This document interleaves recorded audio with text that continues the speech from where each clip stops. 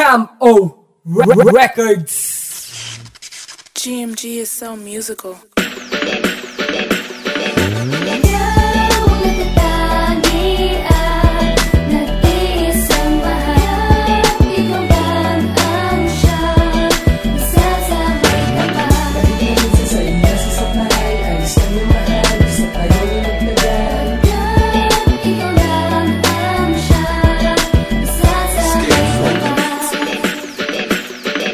Katulad mong babae ay yakin na nakamit, pinapangako sa sarili na di na pagpapalit. At lagi kong sinusulit ang oras na magkasama tayong dalawa. At hindi ko inakala na ako ay pinagpala sa isang katulad mo. Kurosita Pontanilla, ikaw lang laman nito. At sana malaman mo na mahal kita, dahil ikaw lang ang babae na sadyang kakaiba. At di na magtataka, ba't ganyan ka magmahal? Susuklian ko ang lahat, buhay ko isusugal. Kung merong mga api, yan ang di pwedeng mangyari. Dahil sa puso at isipan, ikaw lang mananatili. At ikaw lang maghahari dito sa buhay ko, dahil inalay ang pag-ibig sa akin ng buong buo. At aking sinigurado na di ka masasaktan dito sa piling ko, pangako magpakailanman.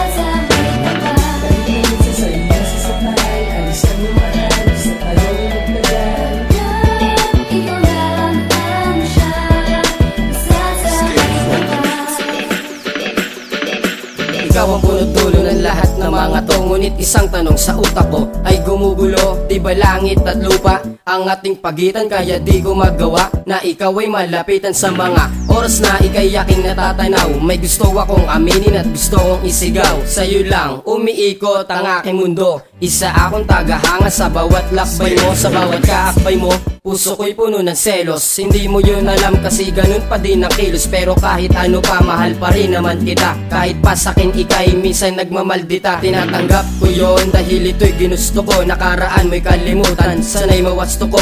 At natupad na rin, nakalimutan mo na siya. Puso ko ay sumigla at nagkaroon na ng pag-asa.